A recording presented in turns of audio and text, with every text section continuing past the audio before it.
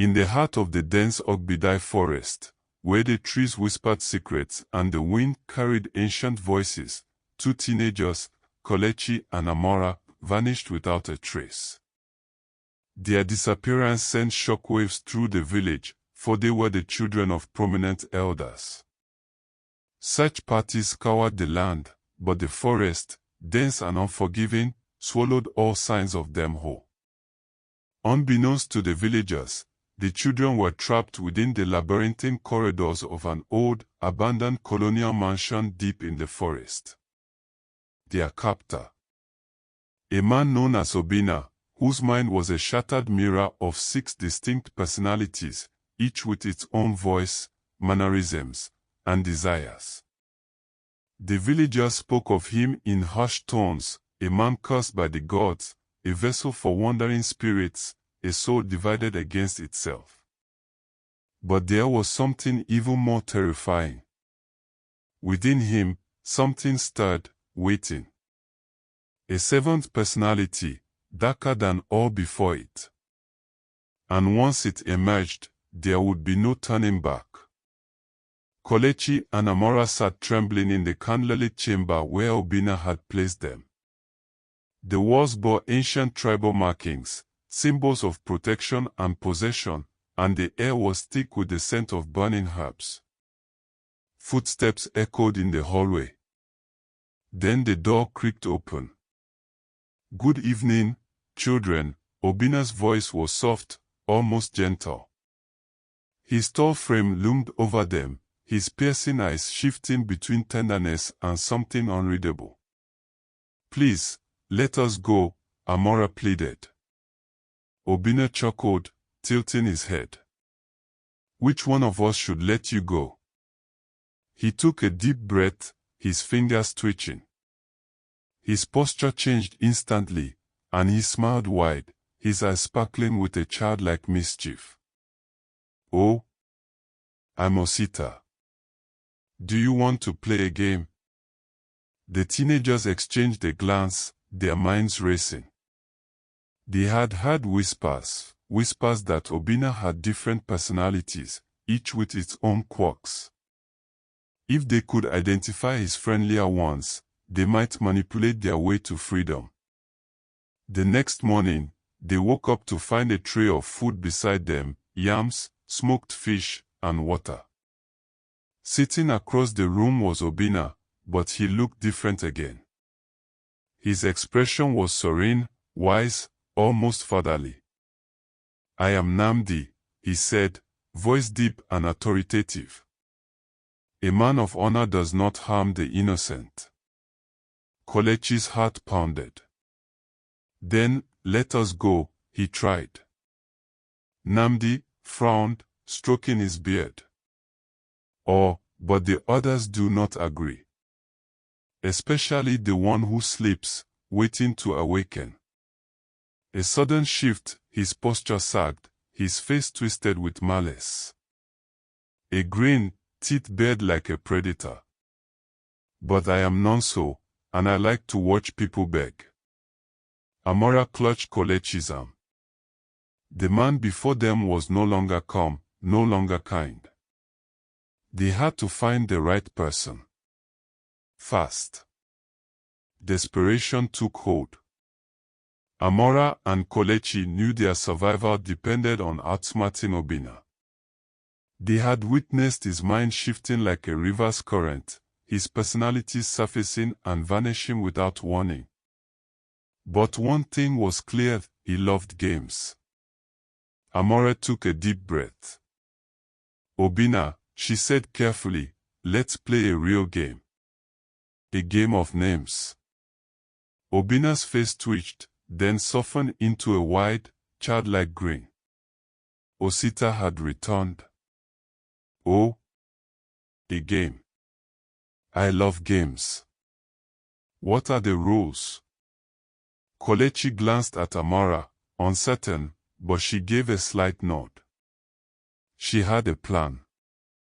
She stepped forward, her voice steady. "You will sit, and so will we. One by one, we will call out the names of your personalities, but you must tell us if we are right or wrong. If we guess the name of the personality in control, we win.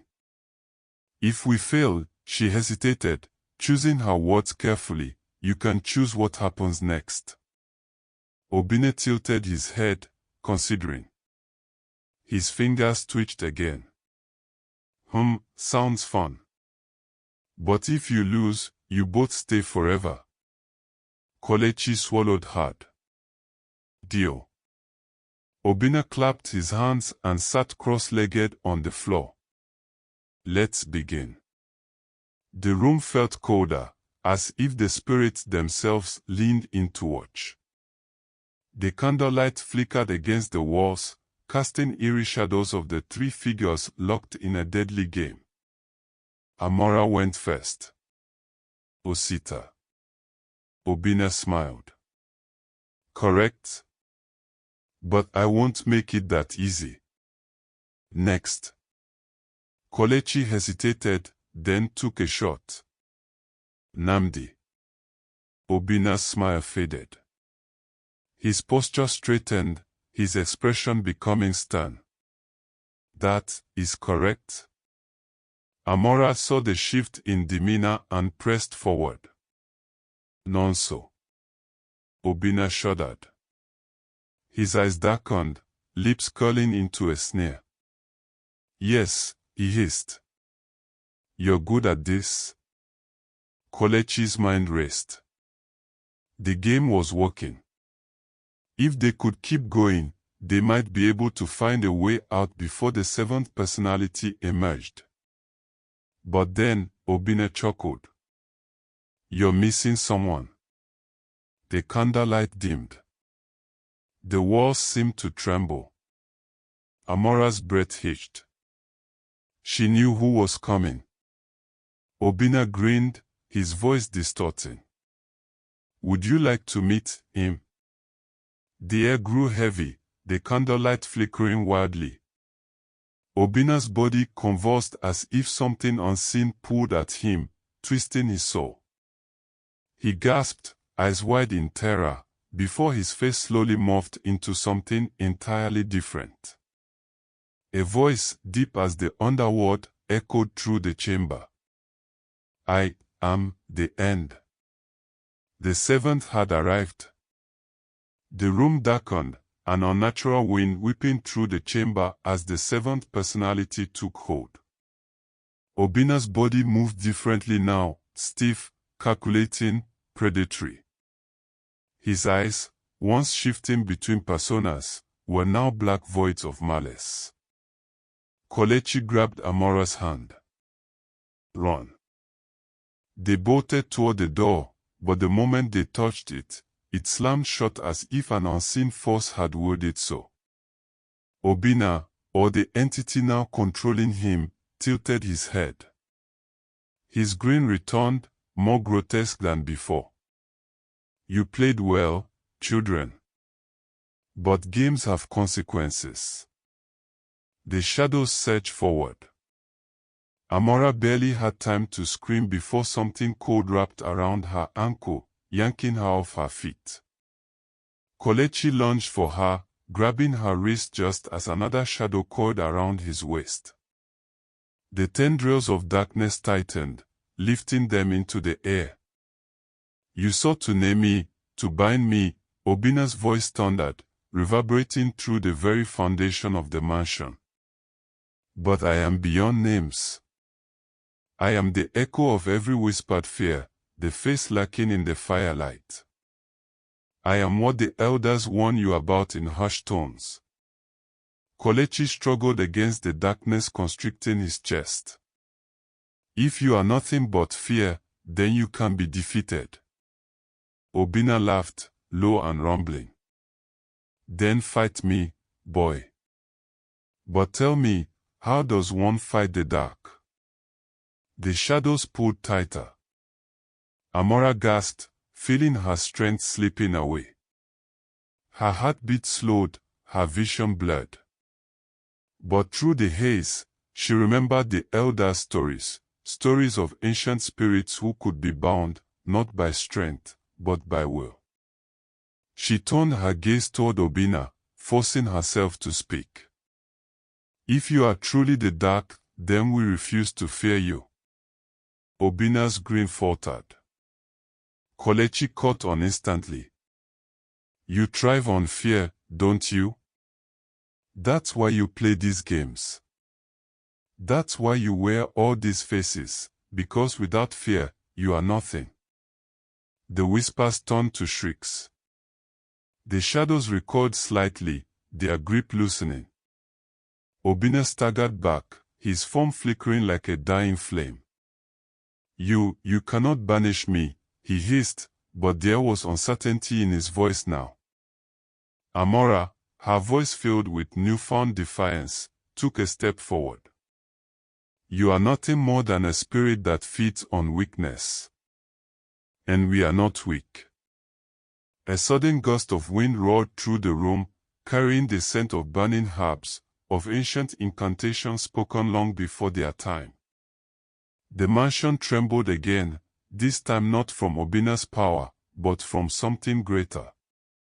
The darkness writhed, the tendrils snapping one by one. No, no.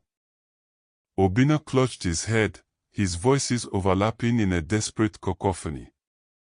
You do not understand. Without me, they will all die. The faces, the voices, they need me. Amora's eyes widened in realization. The other personalities, his fractured selves, were not his enemies. They were his prisoners. And if she and Kelechi could break them free, they might be able to destroy the servant.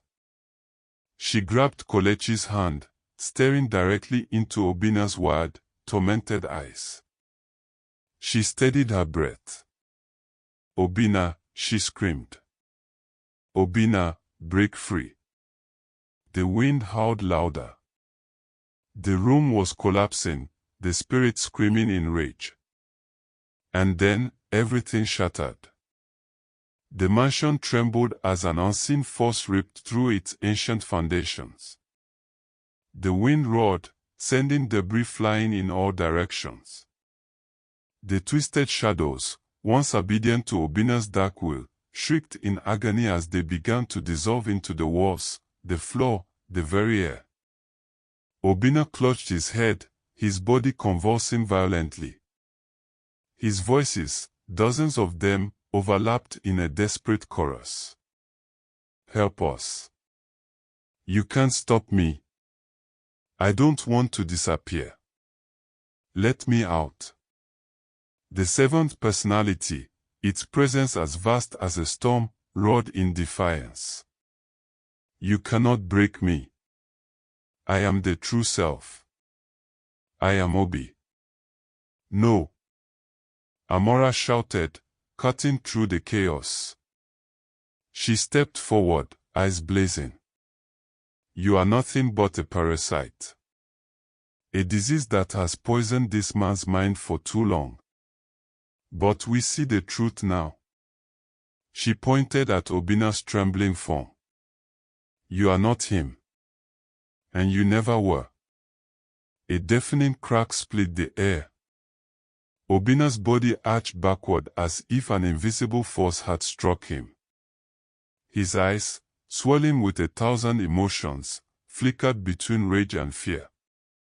And then, the mirror within him shattered. His body collapsed onto the cold, cracked floor.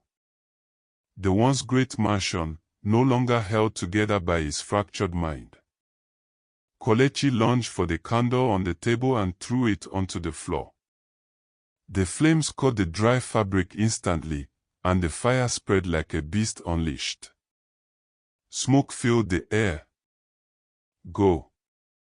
Kelechi yelled. Amora grabbed his hand, and together, they charged toward the window, smashing through the glass. They hit the ground outside, rolling onto the damp earth of the Ogbidi forest. Behind them, the mansion was engulfed in flames, its cursed inhabitants screaming into the night as the fire consumed his many faces.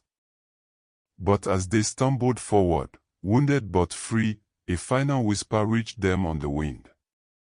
I am not gone. The villagers found Kelechi and Amora the next morning, collapsed near the forest edge. They were rushed back to the village, their bodies weak but their spirits intact. They told their tale, and the elders listened with grave expressions. Yet, even as the sun rose over the land, casting its golden light over the village, Amora could not shake the feeling that in the depths of the forest, something watched and waited.